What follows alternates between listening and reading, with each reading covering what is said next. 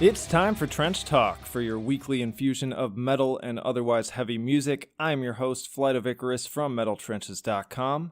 As always, if you have not already, please do subscribe to the channel, follow us on social media, or better yet, sign up for our mailing list. Also, just a reminder that ticket sales are now up for the Mathcore Index Fest, which will be taking place in Oakland, California this year. Link down in the description for that. This week, I chatted with Carson Pace of Atlanta Mathcore band the Callous Daoboys. And in addition to talking about their incredible album of the year worthy new release, Die on Mars, we also bonded over our shared love of The Number 12 Looks Like You, Say Anything, and of all things Red Letter Media. Hope you enjoy it.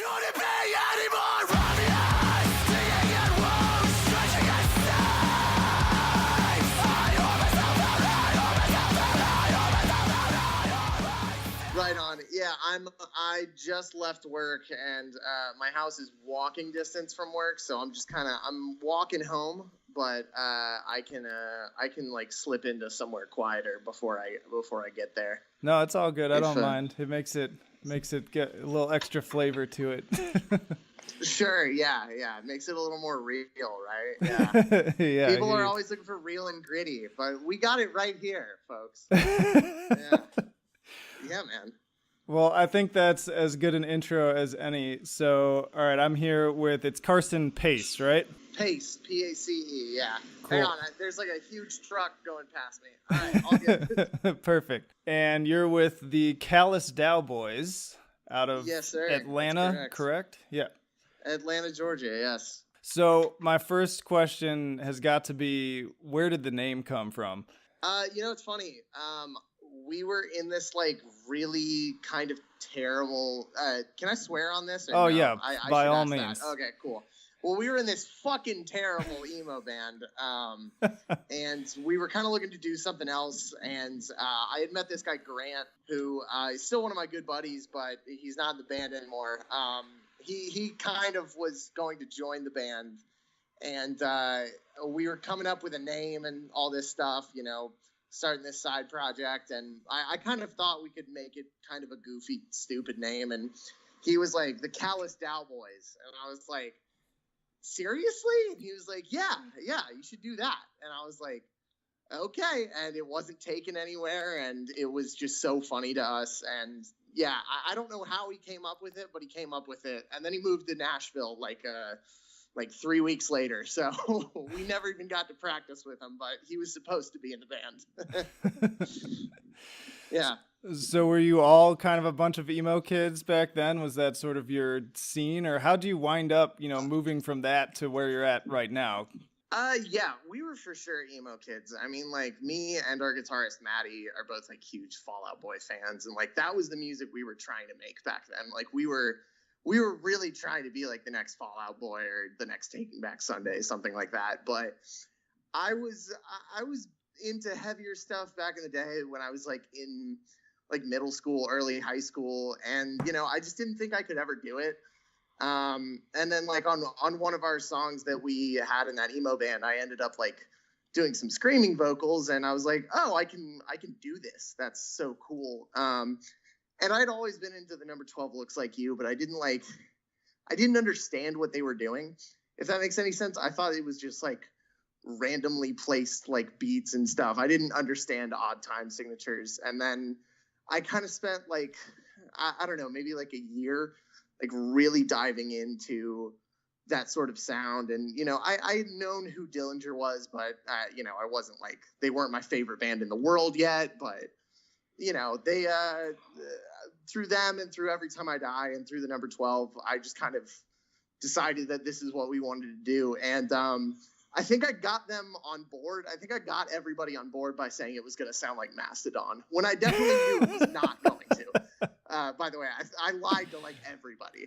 And I was like, yeah, it's going to be Mastodon with a violin. And everyone was like, oh, okay, cool. And then they got to practice, and it just was like breakdowns and weird stuff in 7/4. I'm pretty sure everyone was like, fuck you. But, it all worked out.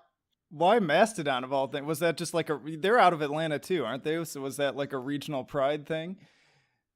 Sort of, yeah. And I think I may have said Baroness too, because Maddie, one of our guitarists, she's really into Baroness, and our other guitarist Adam, pretty sure Mastodon was the only band he listened to from like 2010 to 2016. So that's how I got him on board, at least. But that's I don't know. I think I said that so I wouldn't get just so everyone would say yes, because it was a little bit more.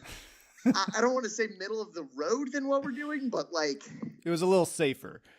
Yeah, it was safer. Like Mastodon has choruses, we don't. So that's I bamboozled everybody into being in this band. Nice. That's one way to do it. So how do you keep them from leaving? Then is the next question. I pay them absurd amounts of money, John. Just of course.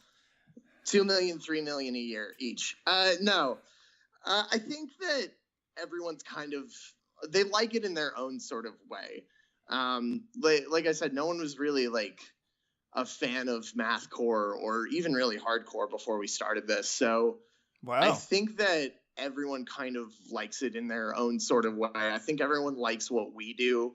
And I know that Maddie's huge into Every Time I Die in the Chariot now. And, our drummer, Sam, was like a fan of that stuff before he joined. It's sort of like everyone's really interested in what we're doing. And I kind of, I'm the one that brings these sort of older bands to the table. And I'm like, well, this is what it's kind of meant to sound like. I'll bring up Daughters, or I'll bring up, old Chariot tracks or something like that. And everyone will be like, oh, okay, well, that makes sense. I understand what we're shooting for now. But it's interesting that that's how we came into it, that we didn't have really any background in it whatsoever. But I think everyone's adjusted to the genre, well, if you will. Yeah, clearly. Honestly, it's shocking to hear all that, because it sounds like a bunch of people who are very seasoned in all of these bands, because they all just get distilled down into it. So to hear that like nobody really had a background in that is insane to me. Yeah, thank you so much. That really means a lot. I don't know about seasoned sounding, but I appreciate that. Yeah, like I said, we were in a band that sounded like Paramore before this. Like that's what we were trying to do, and we tried that for a long time. We really, took a good swing at that like pop rock Paramore sounding stuff. And of course we were like, oh, we sound like At the Drive-In, but we didn't. We sounded like Paramore. Like there's no way around it. Yeah. Not that there's anything wrong with that, but you definitely went in a different direction. Jesus.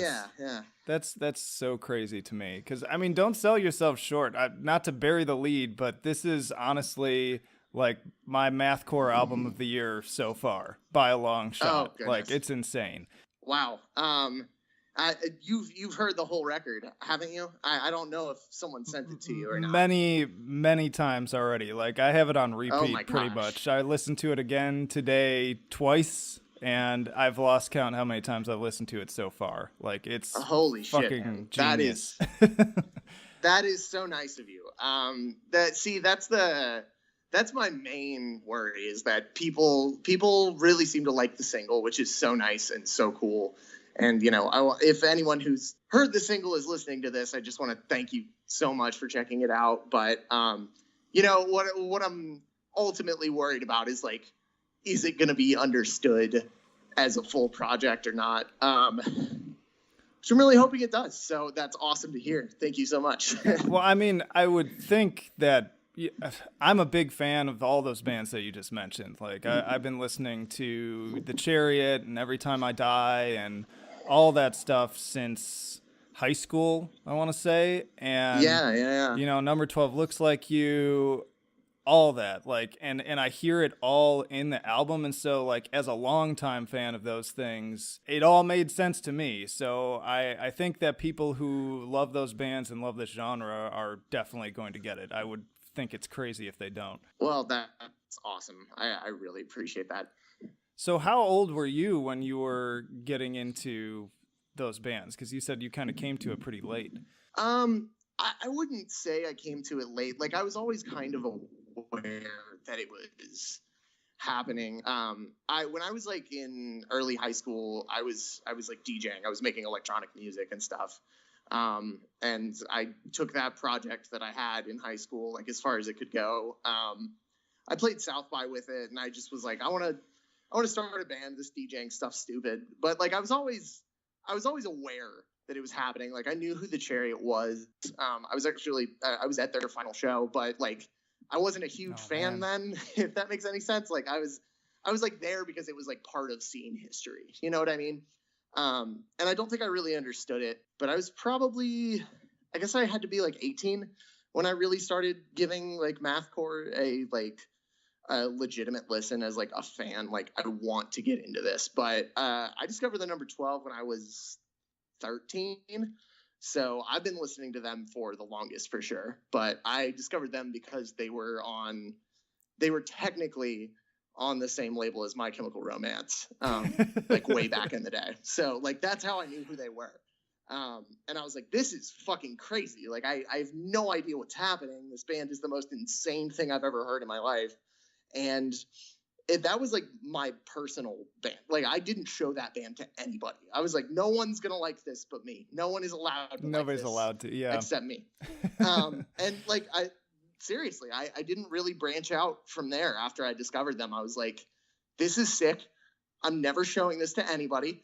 Not out of like embarrassment, but I was like, I want to be their only fans. Yeah, you didn't want to share them. I had bands like that. Yeah, for sure. So I did kind of come into it late, but like I think the reason is because I was the kid that was playing Fall Out Boy songs on guitar, and I was learning like weird Panic at the Disco stuff. Like I was learning the backing instruments in Panic at the Disco songs. Like I was like, I don't belong in heavy music at all. That was how I felt. I was like, I'm not allowed to make that kind of stuff. Like I think the other like pseudo heavy band I was into back then was like, I was really into Linkin Park at one time, but I was like, you know, you grow up and you realize that at one point, like that was fucking pop music. So like, I was like, yeah, regardless of, you know, this heavy stuff that I might listen to, like, I shouldn't be playing that. I shouldn't be the one that's, you know,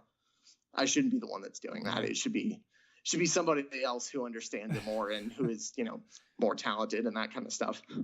Hey, everyone's got to start somewhere. I mean, I'm almost embarrassed though, because at least your band that like you didn't want to share with anyone was like a really great band. My band that I didn't want to share with anyone at that time was Taproot, of all things, which Sure. has changed greatly. But I'm not gonna lie though, Gift was a fucking awesome album. Anyways, Yeah, man. Yeah, speaking of which number 12 album like got you started? Oh, it was Worse Than Alone was the first one I was really, really into. I think that wasn't the one that they had released on that same label as My Chem, I don't think, but I had heard like one or two songs off of either Nuclear Sad Nuclear or Mongrel, and I was like, well, what's the latest thing they have out? And I believe the year that they came out with that record with Worse Than Alone was when I like really, really got into them. I have a very distinct memory of my mom driving me to FYE so I could see if they had that on a CD copy, but nice. I don't think they did, or maybe my mom wouldn't let me buy it because it had an explicit tag. I don't remember, but it was either one of those two things. That album was absolutely incredible. It's definitely my favorite from them. Absolutely. Yeah. That album is just monumental. Like I do not even know why it gets overlooked. Like it kind of bothers me actually. Yeah. Sorry to interrupt you. Very few people pick it as a favorite, but it's just, I think it's their most mature. It's got the most expansive ideas. And I'm totally stoked to hear where they go from there with their new stuff that they're working on. Yeah, absolutely. I mean, I think it can only go up. In my opinion, that's where I'm at with it, and that's probably my most anticipated record of the year. Is like I cannot wait to see where they're going with this. And you know, I had the pleasure of interviewing them and talking to them about it for a little bit, and you know, everything that they. Oh yeah, that's right, you did. I listened to that. Come Yeah, to think I of did. it. Yeah, it was so cool to just hear them. You know, they were really stoked on new music, and you know, when a band has been gone for a little while and they come back, it's, you know, you hope it's for, you know, the love of the music that they're playing. So it was so cool to hear them just get stoked on new Number 12 music.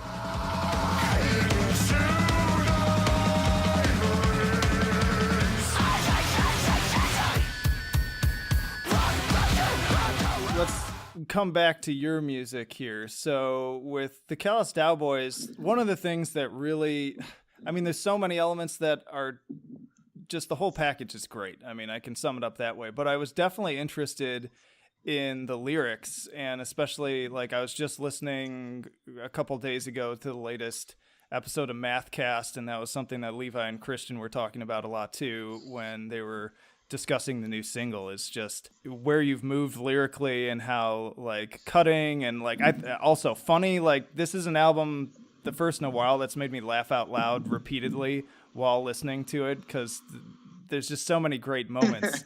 And I'm curious, like, where do your lyrics come from? Like, what is the source of that? I don't know. I've always been the person that writes the lyrics in every band that I've been in, and that's been a really weird, like, point of contention with myself almost. Like, I hate writing lyrics. Like, I really do. I fucking hate it. It's the worst. Like, it's like, because, you know, I'll demo something out. I'll have, like, a guitar part done or something like that, and it'll be along with the drums. And then, like, I'll give it to the rest of the band, and they're like, so what are the vocals? What are the vocals going to be like? And I'm like, fuck you guys. Like, I just made this whole thing. Like, why do I have to do this? Lyrically, I think that, like, this is my prized possession. And, like, I'm so proud of this album lyrically, because I wanted to kind of take a look at what we were doing as a band, you know, touring, playing as many shows as we did last year. And I was looking back on it and I was like, this pisses me off. Like, I almost hate that, like, I have to tell, like, my coworkers and stuff, like, hey, I'm about to go on tour. Like, that is the dumbest sentence in the world. Like, I hate having to tell people that. And I hate having to tell my parents. I hate having to tell my girlfriend that I'm going on tour. Like, it's one of the most annoying things in the world. And because, like, it's not a profession. Like, I work at Starbucks, and, you know, when I'm not doing Daoboys, like, it's so dumb that I have made this stupid genre of music that no one likes what I want to do with my free time, you know? And, you know, I'm not saying that it's stupid from my own perspective. It's just that I'm constantly worried that other people find it stupid. Well, and even that comes out in the lyrics. Very specific. I said even that comes out in the lyrics pretty specifically at certain moments. Yeah. That's what a lot of the lyrics are about. But I don't want to boil it down to just that. Like, along with that, I have always been so interested in space travel, and, like, it's been this, like, kind of weird part of my life that I like I've dated people and been like, oh yeah, I'm really into NASA, and they're like, that's stupid. Like, why are you into space? Like, it's always been a very weird thing about me that I'm just, like, obsessed with NASA and I'm obsessed with space travel. And apart from that, I'm worried about the Earth dying, and, you know, not having an Earth to come back to after going to space. And that was, like, a lyrical concept that I really liked, and I really liked playing with that as a metaphor. And then I was like, well, what if I did it the other way around? What if I used the real world? What if I used myself as a metaphor for space travel, if that makes any sense? And I was raised religious as well, and I think that there's a lot of people in the religious community who are, like, really obsessed with space but don't care about the Earth dying. And it was just all these, like, conflicting things that I had in my mind, like, oh, I want to be like this, you know, progressive leftist singer, but also everybody that I know that's a leftist like hates SpaceX and hates Elon Musk and hates the idea of like living on another planet. And I was like, that sucks. Like I think that it's possible for me to want to go to space and still like care about saving the earth and saving the environment, because, you know, I do believe in climate change and I do believe in global warming. I don't know if those two are the same thing. I'm not very educated on the topic. Anyway, that's like a lot of the conflicting feelings that I had. I was trying to make that come out in the lyrics. So like using like relationships as a metaphor for conflict, like that's kind of what I was trying to get out. And the title of the record, Die on Mars, is so special to me. Like I love that we named it that, because that's what I want to do. I want to die on Mars. But I don't think that's going to happen. I think the Earth is going to get destroyed before I can. And much like that, I thought I was never going to release a full-length record. I've tried so many times at this point with, I guess, 4 different projects, including Daoboys, to release a full-length album. And it's just never been able to be in my grasp. So, you know, talking about albums, talking about music, talking about touring was something I really wanted to play up in the lyrics. And yeah, I mean, just conflict and, you know, religious schism. All those are what I hope come through. This is a very long-winded answer, so I apologize. No, there's a lot going on there, and I mean that's good. I think another thing that you said that kind of struck me is, you know, I think it does suck when people try to limit something to like a specific paradigm and try to like fit everything nicely into a little package, and people just, that's not how people are. Like, people are complex. You can be one thing and another thing, and like, you know, I work in mental health for a living, so I know that pretty intimately. Like, you know, people are walking contradictions with all sorts of stuff, and I think that's what makes people interesting. I think that generally is what sort of pushes things forward. I mean, you mentioned Elon Musk, like, talk about complex, and there's a lot of stuff going on there, so I embrace like, that. Sometimes I think he's really cool for like building this rocket that like can re-land. It's a fucking reusable rocket. And if that doesn't excite you, if that doesn't like make you jump up loud with joy, like, I don't know what's wrong with you. Like, I think that's the coolest shit in the universe. At the same time, fuck that guy because he's a rich guy. But like, I mean, at the same time, I feel like I should be able to get stoked about it's a Buck Rogers rocket in real life. Sorry, I get way too excited about these types of things. Anyway. No, man, it's cool. Fuck yeah. It is cool. It's cool as fuck. Thank you. You know, there are certain very specific parts on the album too, and you know, I tweeted this one part out, and that's where I don't know if it was you specifically or anyone else in the band, but you were like, how do you even know that lyric at this point? But you know, you can leave ambiguity if you want to, but I was really curious about the whole running down the stairs with a steel trap, prison bound lyric. Like, that's one of my favorite like sing along moments. Like, I was totally raging to that on the way to work today. And I just keep listening to that and wondering, like, what the fuck does that even mean? Running down the stairs with a steel trap, prison bound. Running down the stairs with a steel trap, prison bound. Yeah, man, it's funny. I really do love keeping lyrics ambiguous, and I really do love like just not explaining anything. That lyric was written because I fell down a flight of stairs at my office, and I was like, and I nailed my jaw really hard. And I was thinking about how like Kanye got his jaw wired shut and he was still able to rap with his jaw wired shut. And I was like, that's cool as fuck. And then I wrote that line. That's it. Like, it means something in the context of the lyrics to me, in like sort of it means something to me that I don't really feel like expanding upon because it's like a really long story. But I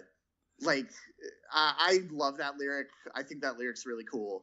I'm just gonna leave it ambiguous. Okay, I'm gonna leave no. it right there. No, that's good. Like, leave some of the mystery. I bring him up way too much on the podcast, but I'm a huge David Lynch fan, and I love interviews with him because it's constantly like, would you want to elaborate on that? No. No, yeah. No, I'm also like just an enormous David Lynch fan. You know, I know people love Twin Peaks, but like going beyond that, like I love Blue Velvet. I love Mulholland Drive. I fucking love Eraserhead as much as like most people who love Eraserhead suck. And I'm one of them. So hello. But yeah, I mean, like I'm a huge fan of David Lynch, and I think like there's one or two lines in the record that are like I definitely wrote those lines while watching a David Lynch project. So that's awesome. Mulholland Drive's my personal favorite, but that man can do no wrong, basically. You know, I really like Dune, and like I know some people hate it, but like it's not bad. I think it's really cool. It's definitely not my favorite, but like I've rewatched his Dune at least like once this year.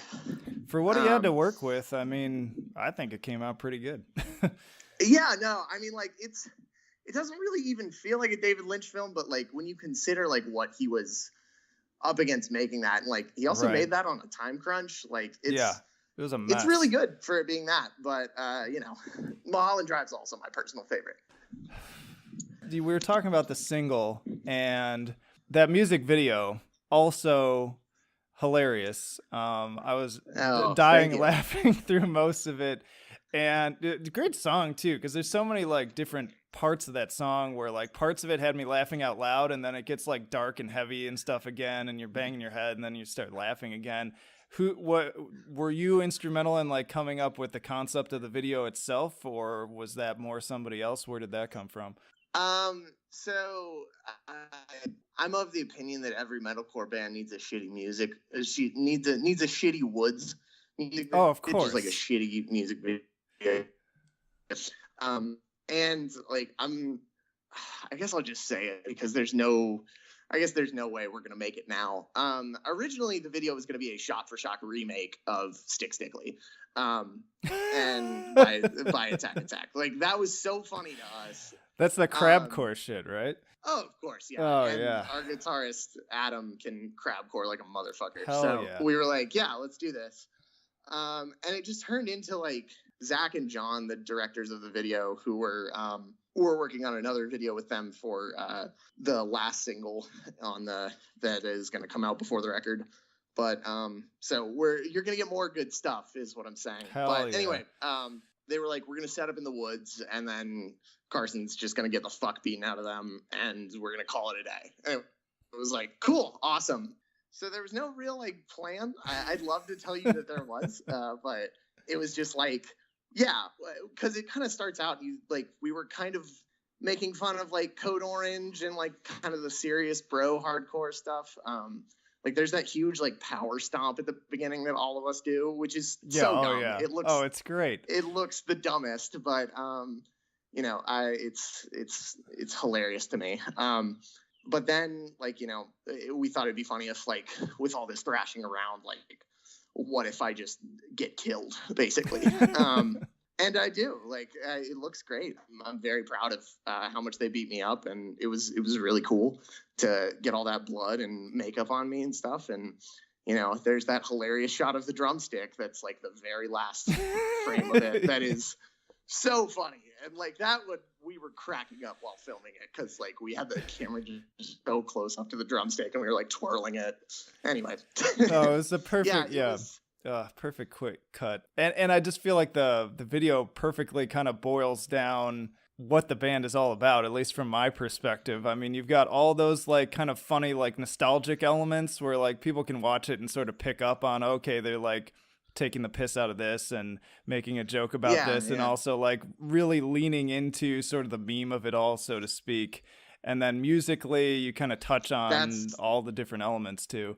Yeah, that was what I thought was a perfect first single. You know, it's thrashy, it's heavy, it's got, you know, this big ass like Dillinger-esque breakdown on it. Like it's awesome to me. That's that's why we picked it, and that's why we threw a expensive video on it. And I couldn't have asked for a better response from everybody. It's been so cool just to see how everyone's connecting with it, and see how many people are streaming it and are really into it. So yeah, it's awesome. Yeah, it's an attention getter for sure. You won't make it.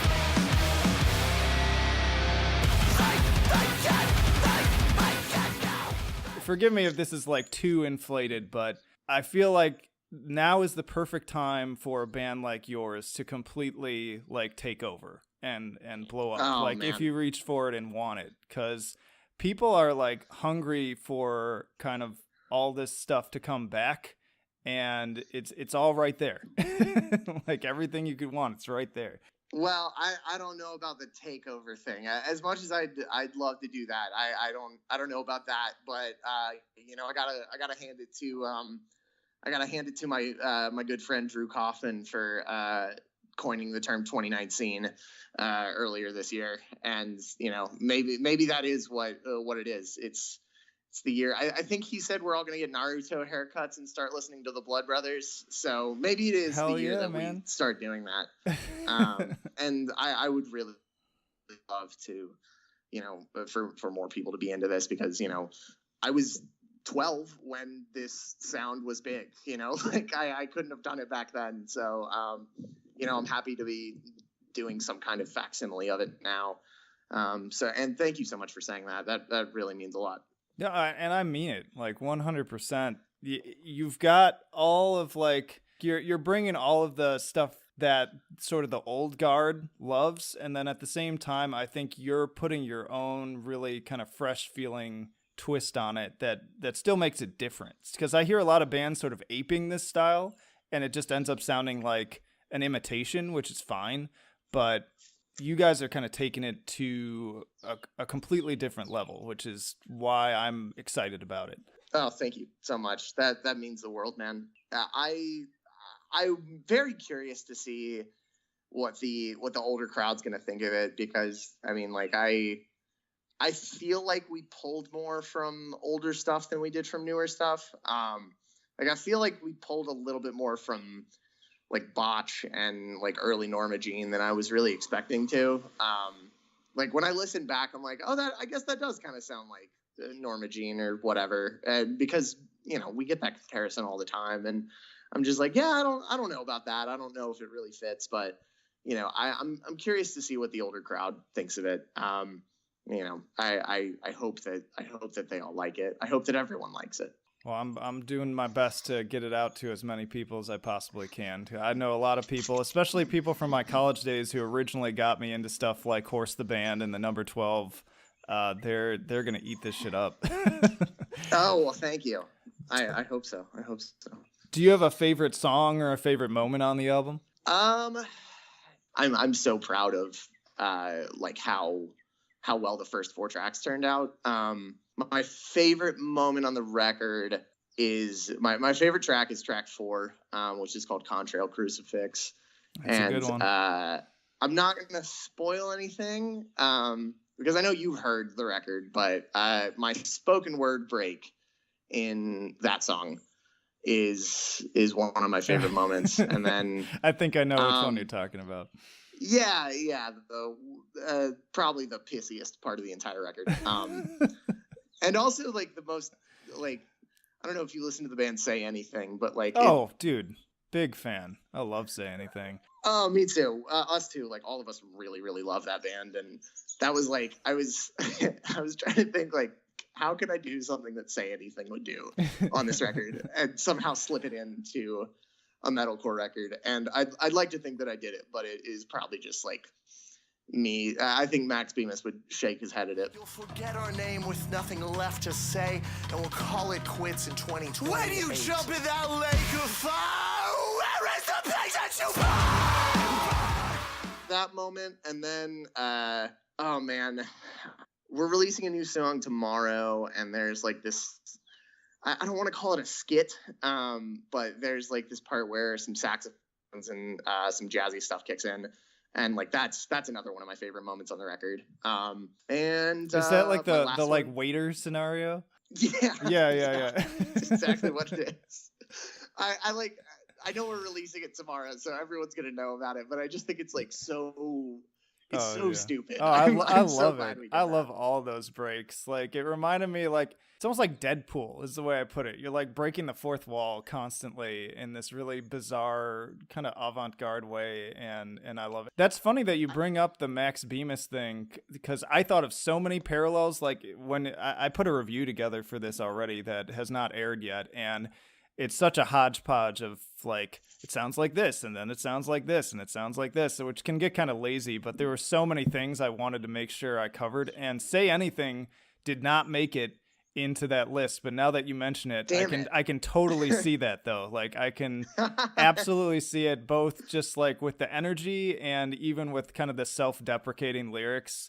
Yeah, like at the end of I think it's the third verse in Admit It. Yep. That's a great song too. I spend hours in front of the mirror making my hair elegantly disheveled. Yeah. That is like just, yeah, and that's like the worst. Like, the person he's describing is the worst type of person, and I'm exactly that person. So I'm just like, I just wanted to be honest with everybody and let people know what they're dealing with. Totally. Yeah, man. I'm going to try not to go on a tangent on Say Anything, because that's another band I could probably talk about all day long. I could talk about it for hours, yeah, for sure. Yeah, I was then just to close out my favorite moments, my other favorite song on the record is the song you already talked about with the running down the stairs line. Pure Schlock, yeah. Great song. Jackie just destroyed their backing vocals on that song, and also Sarah, who opens that track from Sarah and the Safe Word. Like, it was just such an honor to have her on. She's in like this really cool band that I would essentially just call them Fall Out Boy the musical. They're amazing, and everyone should go check them out. So it was so cool to get them on. That's awesome. Yeah, that sounds rad. I'll have to check that out too. And speaking of pure schlock and also just like random references, I can't think of the word schlock without thinking of Red Letter Media and their That's 100% what it's named. Yes. Yeah. Fuck yeah. They're like the biggest obsession of mine. Like, I check YouTube every day for new Red Letter Media stuff. Like, I am their biggest fan. I fucking knew it. I feel so vindicated right now. Like, I should not be so excited that I knew that was a Mike reference. Oh my god. Yeah. Dude, I love those guys. Yeah, they're I mean, like, I would even like tap them as like a lyrical influence of like they're very good about like they are very self-aware about what they make. Oh yeah. And they're they want everyone else to be self-aware. Like, every filmmaker that they talk about, they want, some self-involved asshole like Damon Lindelof. Not Lindelof, but God, who's the director of Mother? Darren Aronofsky. Oh yeah. They talked about him, and they talked so much trash about him, and I was like, man, it'd just be so much better if this guy was just like self-aware about the garbage that he makes. And like that's kind of like I wanted to be self-aware on this record, because like that's something that watching so much Red Letter Media has taught me, is that like if you're self-aware about your art, like it's going to be better. Like it's yeah, always going to be better when you are honest with yourself. Yeah. And I'm from the Midwest too, so I just love their kind of they're very Midwest, like just everything about them screams it, and it's extremely. It's like my little oasis. Like, when I need to kind of get away from the Pacific Northwest vibe that I'm in right now, it's nice to kind of just throw that on and be like, oh yeah, this feels like home. Yeah, no kidding. And like if when we play Wisconsin, I don't know if they're listening to this, but Mike Sokolasa, Jay Bauman, you have a guest list spot, as does Rich Evans, but I don't know if I'm gonna let him in at all. I don't know if they will either. I'll have to tag them in this for sure, though. I would be so stoked if they happen to listen to this, because I'm such a huge fan. Well, I know they've referenced, like, I think Mike talked about Chiodos in one of the review episodes, and then he also What was it? Greeley You Estates. broke up. Do you Greeley remember? Estates. Oh yeah. He was like the famous band Greeley Estates, and I was like, how the fuck does he know who that is? Like, Yeah, every now and then Mike throws a curveball and you're like, I thought I knew you, but you're withholding some information still. yeah. Like he might be a total post-hardcore fan, and we That'd just be would amazing. never know. That would be so amazing. The original title for track 10 on the record, which is now Cobra Winfrey, but originally it was supposed to be I Would Die for Mike Stoklasa. Unfortunately, not everyone knows who that is, so we opted for the pun. Oh my god. That's great though. All right, switching gears again entirely, I did want to make sure we touched on your connection now with Dark Trail Records, and I was kind of curious how you ended up getting hooked up with Levi and Christian and wound up, not only making music on the label, but also like doing interviews for Mathcast and all that.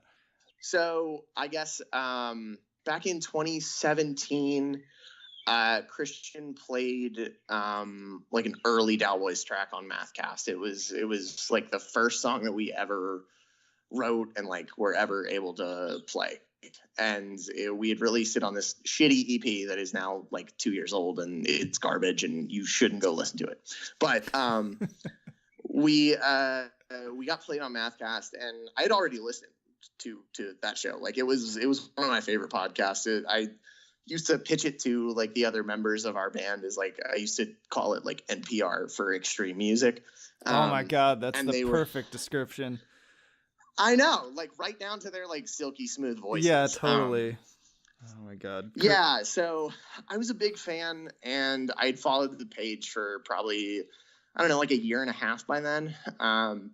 They played it, and Christian and I sort of remained in contact. I believe I was at an Every Time I Die show, and they were shouting out bands from Atlanta, and they shouted out The Chariot and Norma Jean. And like, just as a cool thing, they did a cool thing. So I decided to tell Christian, and I don't think we stopped talking for we talked for the next 3 weeks, like nonstop. And it was like, I'd made a friend that like was doing really cool shit. Yeah. With this music and stuff. Then after that, I don't really remember how it happened, but he asked me to interview some bands from Atlanta. And I interviewed this band called Seder and this other band called Kakashka. And he had featured both of them on Mathcast at that point. And I interviewed them, and they put it up on the show and everything. And then it was like we were pals and stuff.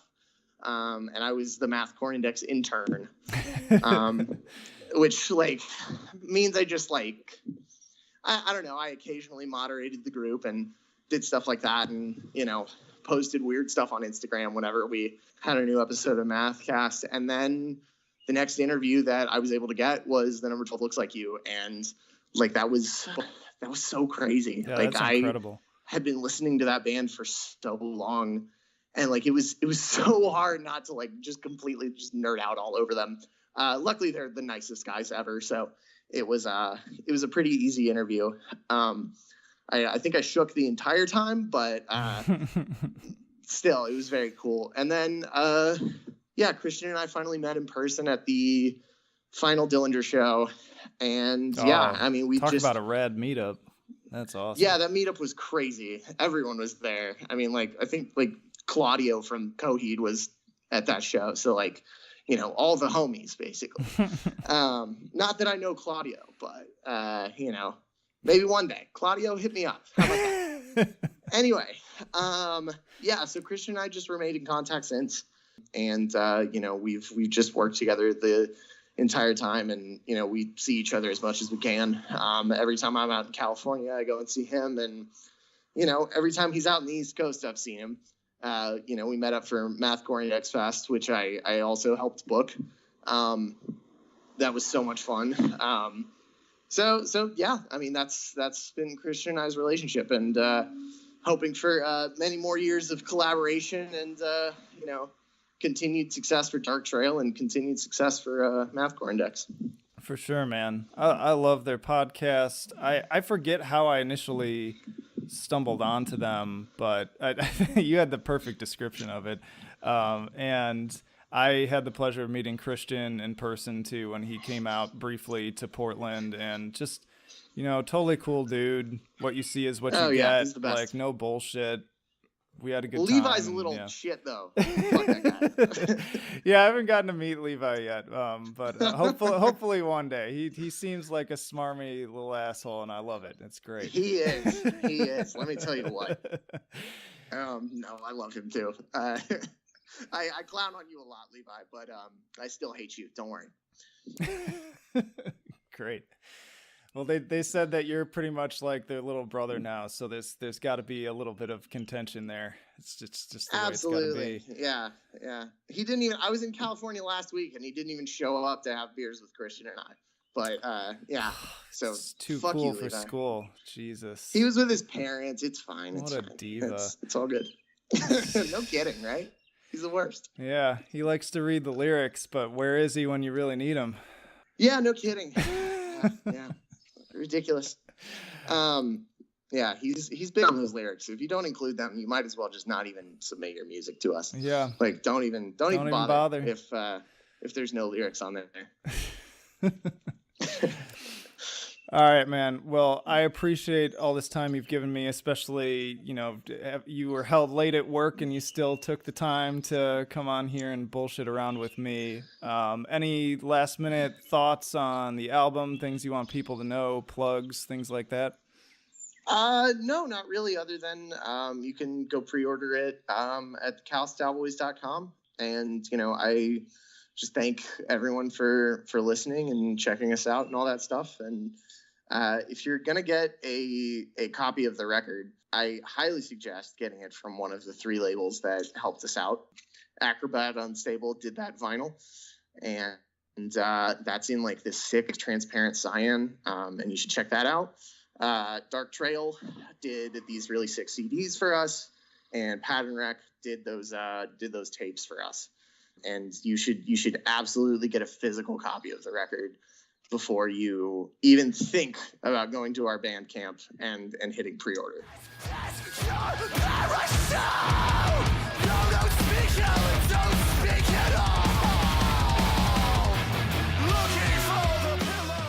And that'll do it for this week's episode of Trench Talk. Once more, please do subscribe to the channel if you have not already. Give the video a like if you enjoyed it. Consider sharing it with others. Follow us on social media. And one more time, consider signing up for our mailing list, because that's the only way to guarantee that you don't miss any of our content. I send out an email personally every Friday. And again, for you returning listeners who really feel like you're getting added value from this podcast and the other content, please do consider checking out the link to our Patreon account. Just $1 a month makes a huge difference. And at higher tiers, you get more perks like early access to these podcasts and personal shoutouts. Thank you as always for listening, but for now, this is Flight of Icarus signing off. I will see you in the trenches.